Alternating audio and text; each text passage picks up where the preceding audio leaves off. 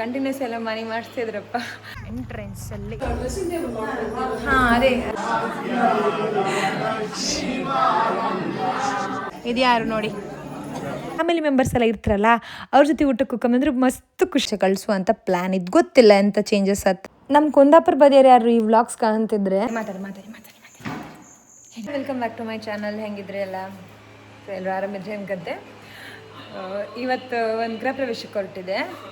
ಎಷ್ಟು ಗೃಹ ಪ್ರವೇಶ ಅಂದರೆ ಈಗ ನಮ್ಮ ಫ್ಯಾಮಿಲಿ ಹಂಗೆ ಒಂದಾದ್ಮೇಲೆ ಒಂದು ಬರ್ತಾ ಇತ್ತು. ಇದು ನನ್ನ ಹಸ್ಬೆಂಡ್ ಮನೆ ಕಡೆಯವ್ರದ್ದು ಗೃಹ ಪ್ರವೇಶ. ಇವ್ರದ್ದು ರಾಜ್ದು ಪಪ್ಪನ ಅಕ್ಕನ ಮಗಂದು. ಸೊ ಕಂಟಿನ್ಯೂಸ್ ಎಲ್ಲ ಮನೆ ಮಾಡಿಸ್ತಿದ್ರಪ್ಪ, ಖುಷಿ ಆಯ್ತು. ಎಲ್ಲ ಅವ್ರವ್ರದ್ದು ಮನೆ ಮಾಡ್ಕೊಂಡಿರ್ತಿಲ್ಲ, ಹೊಸ ಮನೆ ಸೆಟ್ಲ್ ಆಯ್ತು, ಖುಷಿ ಆಯ್ತು. ಸೊ ಈಗ ಅಲ್ಲಿಗೆ ಹೊರಟಿದೆ. ವ್ಯಾಶ ಕಾಣಿ ಮಂಡಿ ಎಲ್ಲ ಹೈಟ್ರ್ ಮಾಡ್ಕೊಂಡಿದ್ವಿ. ಈಗ ಚಂದ ಮಾಡಿ ಬಾಚ್ಕೊಂಬಪ್ಪ. ಮತ್ತು ಕರ್ಲಿ ಹೇರ್ ಹೆಂಗೆ ಬಾಚ್ಕೊಂಡ್ರು ಅಷ್ಟೇ ಅಲ್ಲ, ಅದ್ರದ್ದು ಅವಸ್ಥೆ ಅಷ್ಟೇ, ಹೆಂಗೆ ಬಚ್ಚೋದು ಲೈಕ್ ನಿಲ್ಲೋದಿಲ್ಲ. ಸೊ ಓಕೆ, ಮತ್ತು ಯಾರು ಚಾನಲ್ ಸಬ್ಸ್ಕ್ರೈಬ್ ಮಾಡಿದೆ ಈ ವಿಡಿಯೋ ಕಾಣ್ತಿದ್ರೆ ಪ್ಲೀಸ್ ಸಬ್ಸ್ಕ್ರೈಬ್ ಮಾಡಿ. ಆ್ಯಂಡ್ ಸೈಡಲ್ಲಿ ಒಂದು ಬೆಲ್ ಐಕಾನ್ ಇತ್ತಲ್ಲ, ಅದನ್ನ ಪ್ರೆಸ್ ಮಾಡಿದರೆ ನೆಕ್ಸ್ಟ್ ನಾನು ಮಾಡೋ ವೀಡಿಯೋಸ್ ನಿಮಗೆ ನೋಟಿಫಿಕೇಶನ್ ಬರುತ್ತೆ. ರಾಯ್ತಿನ ಮಾತಾಡಿಸಿ ಅಂತ ಇದ್ರೆ, ಮಗುನ ಮಾತಾಡಿಸಿ ಅಂತಿದ್ರು. ಮೋಸ್ಟ್ಲಿ ರಾಯ್ತಿ ಹಿಂಗೆ ಹೇಳೋದಿಲ್ಲ, ಕವಳೆ ಸಣ್ಣಲ್ಲ ಇವರೆಲ್ಲ. ಸೊ ಕಂಬ ಇವತ್ತು ಮಾತಾಡಿಸಿ ಅವಳಿಗೆ. ಅವಳು ಎಂತಂದರೆ ಎಷ್ಟೊತ್ತಿಗೂ ವೀಡಿಯೋಗೆ ಬಪ್ಪತ್ತಿಗಳು ಡ್ರೆಸ್ ಹಾಕಂತಿಲ್ಲ, ಬರೀ ಪ್ಯಾಂಟ್ ಮಾತ್ರ ಹಾಕೊಂಡಿರ್ತಾಳೆ. ಅದಕ್ಕೋಸ್ಕರ ನಾನು ಜಾಸ್ತಿ ಕರೋದಿಲ್ಲ ಅವಳು ಬಪ್ಪಕ್ಕೆ ರೆಡಿ ಇರ್ತಾಳೆ. ಸೊ ಆ ಥರ ಅವಸ್ಥೆ. ಸರಿ, ರೆಡಿ ಆಗುತ್ತೆ. ನಾನು ರೆಡಿ. ದೊಡ್ಡಮ್ಮ ಒಂದು ಸಣ್ಣ ಮಲ್ಲಿಗೆ ಹೂ ಕೊಟ್ಟಿರು ಮುಡ್ಕೊಂಡಳಿ. ಸೊ ಅದನ್ನು ಮುಡ್ಕಂತೆ ಈಗ ಅಂದ್ರೆ ಹಬ್ಬ ಎಲ್ಲಿ ಚಿಕ್ಕದು ಆ ದೊಡ್ಡಮ್ಮನೆ ಕೈಯಲ್ಲೇ ಇದ್ದದ್ದು ಚಿಕ್ಕದಾದ್ರು ಪರಿಮಳ ಒಳ್ಳೆತ್ತು. ಹಾಂ ರೈತ ಮಾತಾಡಿ ಹೇಳಿ ಮಾತಾಡಿ ಅಂತ ಬೋದ ಮಾತಾಡಿ. ಹ್ಞೂ ರಾಯ್ತಿಂಗ್ ಸಿಂಪಲ್ ಹಂಗೆ. ಅಮ್ಮಂಗೆ ಗ್ರ್ಯಾಂಡ್ ಡ್ರೆಸ್ ನಿಂಗೆ ಇದೇ ಬೇಕಂದ್ಯಲ್ಲ ಅಲ್ಲ. ಓಕೆ, ನಾನು ಹೂ ಮುಡ್ಕಂತೆ. ಹಾಂ, ಇದು ಮೇಲೆ ಬರ್ಕಂಬ್ರ ಇದಕ್ಕೆ ಅದಮ್ಮ ಕೊಡುವತ್ತಿಗೆ ಹೇಳಿದ್ರು. ಸೊ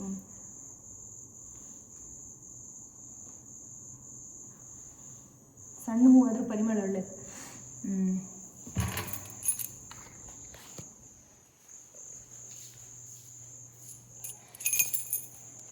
ಇದು ಬ್ಲ್ಯಾಕ್ ಕಾಣಿಸ್ತಿತ್ತಾ? ಬ್ಲ್ಯಾಕ್ ಅಲ್ಲ, ಇದು ಬೇರೆ ಕಲರ್, ಪರ್ಪಲ್ ಇದೆ. ನಂಗೆ ಗೊತ್ತೇ ಇರಲಿಲ್ಲ ರೈ. ಸೊ ನಾನು ರೆಡಿ ಆದೆ. ಇದೇ ನನ್ನ ಔಟ್ಫಿಟ್. ಹತ್ತರಿಂದ ತೋರಿಸ್ತಿದ್ದೆ.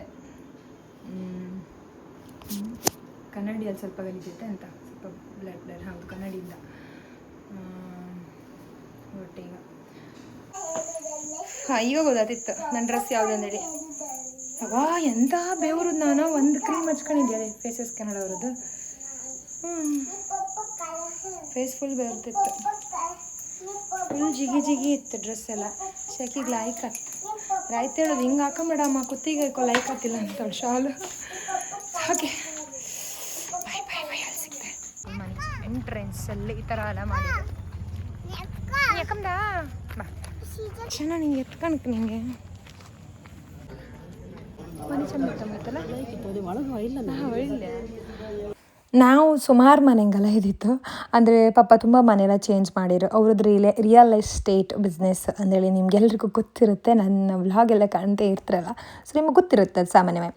ಸೊ ಇದೆಂತ ಕೇಳಿದೆ ಅಂದರೆ, ಈಗ ನಾವು ಬಂದಿತ್ತಲ್ಲ ಮನೆ ಹೊಕ್ಕಳ ಮನೆಗೆ, ಇಲ್ಲೇ ಪಕ್ಕದಂಗೆ ನಮ್ಮ ಮನೆ ಇದ್ದಿತ್ತು. ಅಂದರೆ ಇಲ್ಲೂ ನಾವು ಮನೆ ಮಾಡಿದ್ದಿತ್ತು ಆಯಿತಾ. ಒಂದು 2-3 ವರ್ಷ ನಾವು ಇದ್ದಿತ್ತು ಇವ್ರ ಮನೆ ಹತ್ರನೇ. ಇವ್ರ ಮನೆ ಅಂದರೆ ಇವ್ರ ಅಮ್ಮನ ಮನೆ ಹತ್ರ. ಇದೀಗ ಇವ್ರು ಬೇರೆ ಮನೆ ಮಾಡೋದಲ್ಲ. ನಮ್ದು ಹೆಂಗಂದರೆ ನಾವು ಸುಮಾರು ಕಡೆ ಎಲ್ಲ ಹೋಯ್ತು. ಅಂದರೆ ಅಲ್ಲಲ್ಲೇ ಸುಮಾರು ದೂರ ಅಲ್ಲ, ಒಂದೇ ಊರಂಗೆ ನಾನು ಸ್ವಲ್ಪ ಸ್ಟೆಪ್ ಮುಂದೆ ಹಾಕೋದು. ಬೇರೆ ಕಡೆ ಅಲ್ಲೆಲ್ಲ ಆಚೆಗೆಲ್ಲ ಸುಮಾರು ಮನೆ ಮಾಡಿತ್ತು. ಇದೀಗ ಲಾಸ್ಟ್ ಬಿಡಿ, ಇನ್ನೀಗ ಚೇಂಜ್ ಮಾಡೋದಿಲ್ಲ ಪಪ್ಪ ಅಂತ ಅಂದ್ಕೊಂಡಿದ್ದೆ. ಸೊ ಮತ್ತೆಂತ ಅಂತ ಹೇಳಿದ್ರೆ, ಇವರಿಗೆ ಸುಮಾರು ಜನ ಅಕ್ಕ ತಂಗಿರೆಲ್ಲ ಇದ್ದರು. ಯಾರಿಗೆ? ಇವರಿಗೆ ಇಲ್ಲಿಗ ಗೃಹ ಪ್ರವೇಶ ಮಾಡಿಸಿದ್ರಲ್ಲ ಇವರಿಗೆ. ಸೊ ನಾವು ಅವರೆಲ್ಲ ಕ್ಲೋಸ್ ಇದ್ದಿದ್ದು. ನಂಗೆ ಇಲ್ಲಿ ಬಂದಾಗ ಅದೆಲ್ಲ ನೆನಪಾಯ್ತು. ನಮ್ಗೆ ಇವ್ರು ರಿಲೇಟಿವ್ಸೇ, ಗಂಡನ ಕಡೆಯಂದ್ರೂ ರಿಲೇಟಿವ್ಸು, ಅದನ್ನು ಹೇಳಿದೆ ಆಗಲೇ. ಅಪ್ಪನ ಕಡೆಯಂದ್ರೂ ರಿಲೇಟಿವ್ಸ್. ಸೊ ನಾನು ಮದುವೆಯಾದ ರಿಲೇಟಿವ್ಸಲ್ಲೇ, ಬಟ್ ಫಾರ್ ಹತ್ರದ ರಿಲೇಟಿವ್ ಅಲ್ಲ ನಾವು. ಬಟ್ ಮನೆಯೆಲ್ಲ ಹತ್ರ ಇತ್ತಂಗೆ. ಈಗ ನಮ್ಮ ಊರು ಬದಂಗೆ ಈಗ ನಮ್ಮ ಮನೆ ಹತ್ರ ನಮ್ಮ ಅಪ್ಪನ ಮನೆ, ಅಜ್ಜನ ಮನೆ, ಅಜ್ಜಿ ಮನೆ, ಅತ್ತೆ ಮನೆ, ಗಂಡ ಮನೆ ಹತ್ರ ಇದ್ದಂಗೆ ಇವ್ರದ್ದು ಎಲ್ಲ ಹತ್ರ ಹತ್ರ ಅಕ್ಕನ ಮನೆ, ಅಕ್ಕನ ಗಂಡ ಮನೆ, ತಂಗಿ ಗಂಡ ಮನೆ ಹಾಗೆಲ್ಲ ಹತ್ರ ಹತ್ರ ಇತ್ತಿಲ್ಲಿ. ಸೊ ಆ ಥರ ಪಪ್ಪನಿಗೆ ಹೆಂಗೆ ರಿಲೇಟಿವ್ ಇವರು ಅಂತ ಹೇಳಿದ್ರೆ, ನನ್ನ ಪಪ್ಪನ ಅಪ್ಪ ಇದ್ರಲ್ಲ ಅಂದರೆ ನನ್ನ ಅಜ್ಜ ಅವ್ರದ್ದು ಅಕ್ಕನ ಮಗಳ ಮಗ ಇವರು ಹಾಗೆ. ಸೊ ನಂಗೆ 2 ಕಡೆಯಿಂದಲೂ ರಿಲೇಟಿವೇ ಅತ್ತೆಯವರು.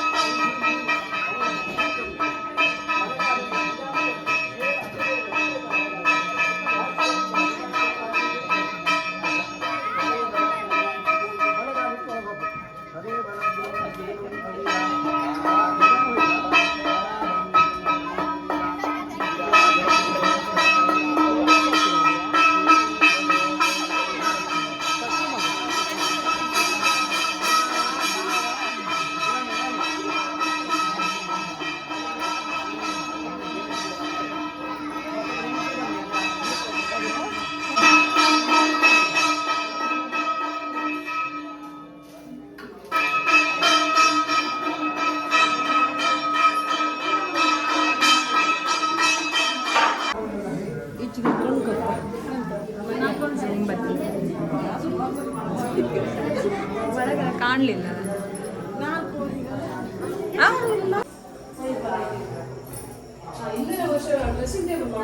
ಹಾಂ ಅದೇ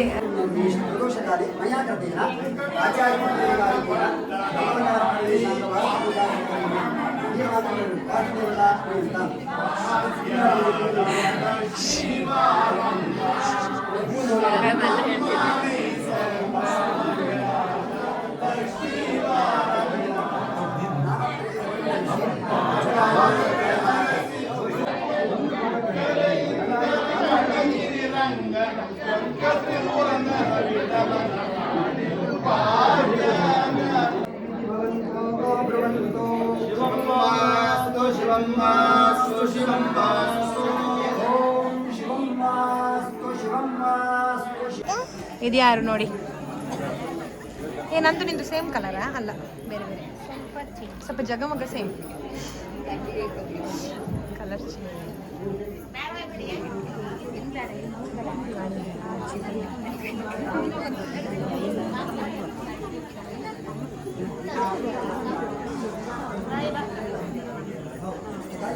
ಮನೆ ಲೈಕ್ ಮಾಡಿರು. ಸೊ ಮನೆ ಕಂಡ್ಕೊಂಡು ನಾ ಊಟಕ್ಕೆ ಬಂತು. ಫಸ್ಟ್ ಬಂತಿಗೆ ಕೂತ್ಕೊಂತ, ಯಾಕಂದರೆ ಗಂಟೆ 8:30 ಆಯಿತು. ಮಕ್ಕಳಿಗೆ ಹಸುವತ್ತಲ್ಲ, ಅಮ್ಮನ ಹತ್ರ ಕೂತ್ಕಣಿ ಅಂದರೆ ಅಮ್ಮ ಇಲ್ಲ ನೀನು ಕೂತ್ಕೊ ಮಕ್ಕಳಿಗೆ ಊಟ ಮಾಡಿಸ್, ನಾ ಮತ್ತೆ ಕೂತ್ಕೊಂತಿ ಅಂದ್ರೆ ಮತ್ತು ಮಕ್ಳಿಗೆ ಹಸುವತ್ತು. ಈ ಪಂಕ್ತಿ ಮುಗ್ದು ಇನ್ನೊಂದು ಪಂಕ್ತಿ ಅಂತ ಹೇಳಿದ್ರೆ 3/4 ಗಂಟೆ ಜಾಸ್ತಿ ಬೇಕಾಗ್ತಲ್ಲ. ಸೊ ಅವ್ರಿಗೆ ಹಸು ತಡೋದಿಲ್ಲ. ಅದಕ್ಕೆ ನನಗೆ ಈ ಮನೆ ಫಂಕ್ಷನ್ ಎಲ್ಲ ಇದ್ದಾಗ ಮನೆ ಒಕ್ಲಿ ಫಸ್ಟಿಗೆ ಊಟಕ್ಕೆ ಕೂತ್ಕೊಂಬಕ್ಕೆ ಇಷ್ಟ ಆಗ್ತಿಲ್ಲ. ಯಾಕಂದರೆ ಲಾಸ್ಟ್ ಪಂಕ್ತಿಗೆ ಅದು ಫ್ಯಾಮಿಲಿ ಮೆಂಬರ್ಸ್ ಎಲ್ಲ ಇರ್ತಾರಲ್ಲ, ಅವ್ರ ಜೊತೆ ಊಟಕ್ಕೆ ಕೂತ್ಕೊಂಬಂದ್ರೆ ಮಸ್ತ್ ಖುಷಿ, ಗಮ್ಮತ್ತು ಮಾಡ್ಕೊಂಡು ಆಗ ಆಡ್ಕೊಂಡು ಅದೊಂಥರ ಲೈಕ್ ಅದು ಎಲ್ಲ ಸಲ ಸಿಕ್ಕೋದಿಲ್ಲ. ಈ ಥರ ಫಂಕ್ಷನ್ಗಳಾದಾಗ ಮಾತ್ರ ಅಲ್ಲ. ಎಂಥ ಸೆಕೆ ಅಲ್ಲ ಈ ಸೆಕೆಂಗೆ. ಹೊರಗಡೆ ಎಲ್ಲ ಊಟಕ್ಕೆ ಹತ್ತಲ್ಲ, ಊಟ ಮಾಡೋಕೆ ಪಾಪ ಅವರೇನೋ ಆಸೆಯಿಂದ ಕರೆದಿರ್ತಾರೆ ಅವ್ರದ್ದು ಫಂಕ್ಷನ್. ನಮಗಿಲ್ಲಿ ಹೋಗಿ ಊಟ ಮಾಡೋಕೆ ಕಷ್ಟ. ಯಪ್ಪ ದೇವ, ಉರಿ ಅಂದರೆ ದೇವ. ಮನೆಗೆ ಬಂದೆ ಈಗ. Hi, good morning. ಇದೀಗ ನೆಕ್ಸ್ಟ್ ಡೇ ವ್ಲಾಗ್ ಕಂಟಿನ್ಯೂ ಮಾಡ್ತಿದ್ದೆ. ಶಿವಾಂಶ್ ಸ್ಕೂಲಲ್ಲಿದ್ದೆ ನಾನು. ಅವನಿಗೆ ಎಕ್ಸಾಮ್ಸ್ ಎಲ್ಲ ಮುಗೀತು, UKG ಇದಾಯ್ತು. ಈಗ ರಿಸಲ್ಟ್ ಟೈಮ್ ಅಲ್ಲ, ಸೊ ಅದಕ್ಕೆ ನಾವು ರಿಸಲ್ಟ್ ಕಂಬಂದೋದು ಇಲ್ಲಿಗೆ. ಅವನನ್ನು ಕರ್ಕೊಂಡ್ರೆ ಆಯ್ತೇನೋ ಕರ್ಕೊಂಡು ಬಂದೆ. ನೆಕ್ಸ್ಟ್ ಅವಳನ್ನು ಇಲ್ಲಿಗೆ ಸೇರಿಸ್ಕೊಂಡ್ಕೊಂಡು, ಬಟ್ ಈ ವರ್ಷ ಸೇರಿಸೋದಿಲ್ಲ. ಅವಳು ತುಂಬ 3 ವರ್ಷ ಅಷ್ಟೇ. ಲಾಂಗ್ ಅದು. ಇಷ್ಟು ಬೇಗ ಸೇರಿಸ್ರೆ ಅವಳಿಗೆ ಬೇಗ ಎಳ್ಸಕ್ಕೆ ಅದೆಲ್ಲ ಕಿರಿಕಿರಿ. ಸೊ ಸದ್ಯಕ್ಕೀಗ ಹತ್ರದಲ್ಲೇ ಕಳಿಸ್ತಿದ್ದೆ. ಒಂದು 4 ವರ್ಷ ಆದಮೇಲೆ ಆಚೆ ಕಳಿಸುವಂಥ ಪ್ಲ್ಯಾನ್ ಇದ್ದು. ಗೊತ್ತಿಲ್ಲ ಎಂಥ ಚೇಂಜಸ್ ಆಯ್ತು ಅಂದ್ಕೊಂಡೆ. ಸದ್ಯ ಕಳಿಸೋದಿಲ್ಲ, ಬಟ್ ಅವಳು ಕಾಣಲಿ ಅಲ್ಲೆಲ್ಲ ಒಳ್ಳೆ ಇರುತ್ತಲ್ಲ, ಅವಳಿಗೆ ಖುಷಿ ಆಯ್ತಂತ ಇಬ್ಬರೂ ಕರ್ಕೊಂಬಂದೆ. ಇಲ್ಲೆಲ್ಲ ಪೇಂಟ್ ಮಾಡ್ತಾಯಿದ್ರು ಕೈಗೆಲ್ಲ. ಸೊ ಮಾಡಿಸ್ಕೊಂಡಿದ್ದ ಅವ್ನು ರೇನ್ಬೋ, ಅವಳೇನೋ ಬಟರ್ಫ್ಲೈ ಹೇಳ್ದಳು ಅನಿಸುತ್ತೆ. ಟೀಚರ್ಸ್ ಎಲ್ಲ ಪೇಂಟ್ ಮಾಡ್ತಾಯಿದ್ರು. ಅವ್ರ ಫಸ್ಟ್ ರಿಸಲ್ಟ್ ಕಂಡ್ಕೊಂಡು ಈಚೆ ಬಂತು. ಕ್ಲಾಸ್ ಟೀಚರ್ಸ್ ಅಂತೂ ತುಂಬ ಸಪೋರ್ಟಿವ್ ಇದ್ರೆ ಆಯಿತಾ, ಖುಷಿ ಆಯ್ತು. ಚಂದ ಮಾಡಿ ಮಕ್ಕಳನ್ನ ಹ್ಯಾಂಡ್ಲ್ ಮಾಡ್ತಾರೆ. ಸೊ ಅದೊಂಥರ ಸಮಾಧಾನ. ಓದು ವಿಷಯದಲ್ಲೆಲ್ಲ ಒಳ್ಳೆ ಸಪೋರ್ಟ್ ಮಾಡ್ಕೊಂಡು ಎಲ್ಲ ಮಕ್ಕಳಿಗೂ ಆ ಥರ. ಸೊ ನಂಗೆ ಅದೊಂದು ಇಷ್ಟ ಆಯ್ತು. ಇವ್ರದ್ದು ಪೇರೆಂಟ್ಸ್ ಟೀಚರ್ ಮೀಟಿಂಗೆಲ್ಲ ಆತಿರತ್ತೆ 3 ಮಂತ್ಸಿಗೆ ಒನ್ಸ್ ಹಂಗೆಲ್ಲ ಆತಿರತ್ತೆ. ಎಕ್ಸಾಮ್ಸ್ ಎಲ್ಲ ಆದಾಗ ನಮ್ಗೆ ಹಾಪಕ್ಕೆ ಮಾತ್ರ ದೂರ ಆಯ್ತು. ಮತ್ತು ಈ ಸಣ್ಣ ಸಣ್ಣ ಮಕ್ಕಳಿಗೆಲ್ಲ ಓದು ವಿಷಯದಲ್ಲೆಲ್ಲ ಪ್ರೆಷರ್ ಹಾಕೋದಿತ್ತಲ್ಲ, ದೊಡ್ಡ ಕಷ್ಟ ಅಲ್ಲ. ಯಾಕಂದರೆ ಅವ್ರ ಮೆದುಳು ಎಷ್ಟು ಸಣ್ಣದಿರುತ್ತೆ. ನಾನು ನನ್ನ ಹಸ್ಬೆಂಡ್ ಅದೇ ಡಿಸ್ಕಸ್ ಮಾಡ್ತಾರತ್ತ. ನಾವು ಇವ್ರ ಏಜ್ ಇಪ್ಪತ್ತಿಗೆ ಇದನ್ನೆಲ್ಲ ಓದಿದ್ದ ಇದ್ರೆ ನಮ್ಗೆ ಗೊತ್ತೇ ಇರಲಿಲ್ಲಲ್ಲ ಅಂದ್ಕೊಂಡು. ಬಟ್ ಈಗ ಕಾಂಪಿಟೀಷನ್ ಜಾಸ್ತಿ ಇತ್ತು. ಎಂತ ಅಂದ್ರೂ ಮಕ್ಕಳಿಗೆ ಜಾಸ್ತಿ ಪ್ರೆಷರ್ ಆಗೋಕ್ಕಾಗ ಈಗಳಿನ ಮಕ್ಕಳು ತುಂಬ ಸೆನ್ಸಿಟಿವ್ ಇರ್ತಾರೆ. ಸಣ್ಣ ಸಣ್ಣ ವಿಷಯಕ್ಕೆಲ್ಲ ಏನೇನೋ ದೊಡ್ಡ ದೊಡ್ಡ ಡಿಸಿಷನ್ ತಗೊಂಬುವಂಥ ಕಾಲ ಈಗ. ಇವನ್ ನಾನು ಸ್ಟಾರ್ಟಿಂಗೆಲ್ಲ ಅವನಿಗೆ ಸ್ಕೂಲಿಗೆ ಸೇರಿಸಿದಾಗ ಹೋಮ್ವರ್ಕ್ ಎಲ್ಲ ಕೊಟ್ಟಾಗ ಸ್ವಲ್ಪ ಸಿಟ್ಟು ಬರ್ತಿತ್ತು ನನಗೆ, ಮಾಡಿದಾಗ ಬೈತಿದ್ದೆ. ಆಮೇಲೆ ನನಗೆ ರಿಯಲೈಸ್ ಆಯ್ತು ಅಷ್ಟೆಲ್ಲ ಬೈದು ಮಕ್ಕಳಿಗೆ ಅಂತ ಗೊತ್ತಾಗ್ತ. ಈಗಳು ಎಕ್ಸಾಮ್ ಟೈಮಿಗೆಲ್ಲ ಓದ್ರಿ ಸಿಟ್ಟು ಬತ್ತಿಲ್ಲ ಅಂತ ಇಲ್ಲ, ಒಂದ್ಸಲ ಕಂಡುಬಿಡೋದು, ಜೋರು ಮಾಡ್ರೆ ಮತ್ತು ಸುಮ್ಮನೆ ಇರ್ತಾರೆ. ಅದೇ ಹಿಡ್ಕೊಂಡು ಎಳಿತಾ ಇದ್ದರೆ ಮಕ್ಕಳಿಗೆ ಓದಕ್ಕನ್ಸೋದಿಲ್ಲ.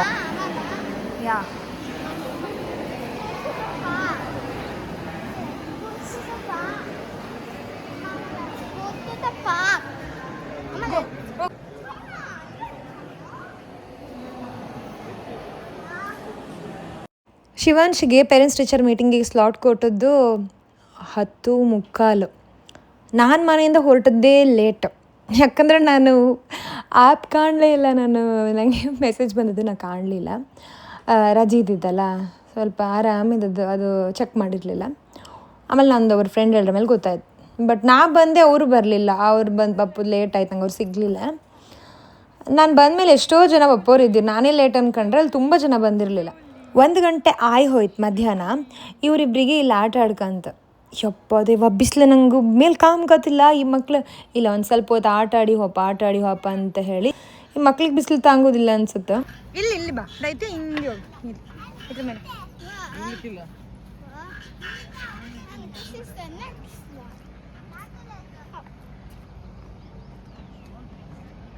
ರಾಷ್ಟ್ರತಾನ ವಿದ್ಯಾ ಕೇಂದ್ರ.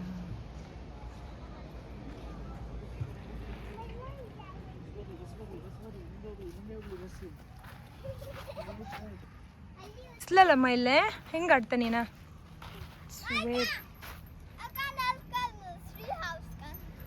ಏನು ಹೌಸ್?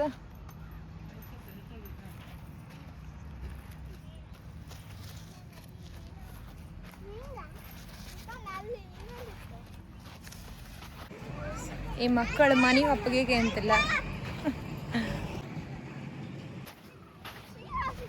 ಹಾಂ ಓಕೆ ಗೋ ಹೋಗು. ಆಯ್ತು ಇಲ್ಲಿಂದ ಬಾ.